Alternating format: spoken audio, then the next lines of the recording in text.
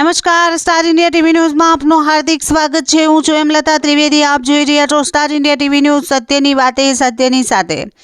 તારીખ 11/11/2025ના રોજ બોટાદમાં આંતરરાષ્ટ્રીય હિન્દુ પરિષદના સંસ્થાપક હિન્દુ હૃદય સમ્રાટ ડૉક્ટર પ્રવીણભાઈ તોગડિયા આંતરરાષ્ટ્રીય હિન્દુ પરિષદ બોટાદ જિલ્લા કાર્યાલયની મુલાકાતે આવ્યા। આંતરરાષ્ટ્રીય હિન્દુ પરિષદના અને આંતરરાષ્ટ્રીય બજરંગ દળના તમામ હોદ્દેદારોએ ડૉક્ટર પ્રવીણભાઈ તોગડિયાનું સ્વાગત કર્યું હતું। સાથે જ પ્રવીણભાઈ તોગડિયા દ્વારા તેમનું માર્ગદર્શન કરવામાં આવ્યો હતો। આજ રોજ ગુજરાતમાં બોટાદ મુકામે આંતરરાષ્ટ્રીય હિન્દુ પરિષદ રાષ્ટ્રીય બજરંગ દળનું નવું કાર્યાલય શરૂ થયું। એ નિમિત્તે બોટાદ આવવાનું થયું।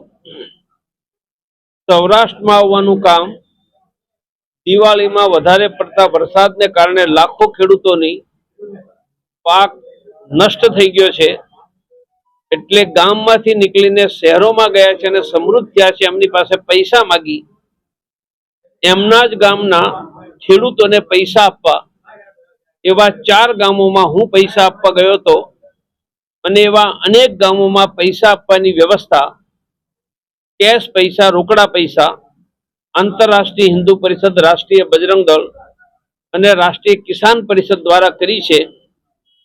સરકારે પણ મદદ કરી છે, તો પણ સમાજ તરફથી ખેડૂતોને મદદ કરવાની અમારા દ્વારા પહેલ છે અને એના માટે અમરેલી અને બોટાદ જિલ્લાના 4 અલગ અલગ ગામોમાં હું પોતે આર્થિક મદદ કરવા ગયો હતો।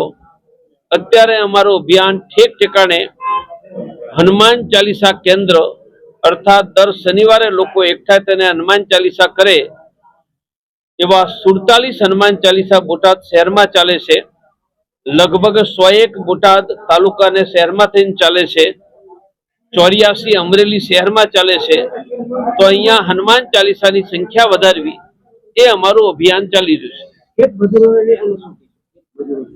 ખેત મજૂરોને પણ મદદ મળવી જોઈએ, કારણ કે ખેતી નષ્ટ થઈ જાય તો આગળ ખેત મજૂરોને પણ મજૂરી મળવાની નથી, એટલે ખેડૂતોને પણ સહયોગ જોઈએ અને ખેત મજૂરોને પણ જોઈએ।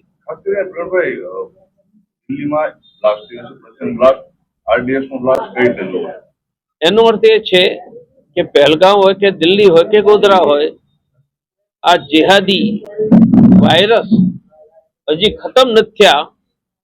મારો વિશ્વાસ છે કે નરેન્દ્રભાઈ અને અમિતભાઈ આ વાયરસની પૂરી સફાઈ કરશે।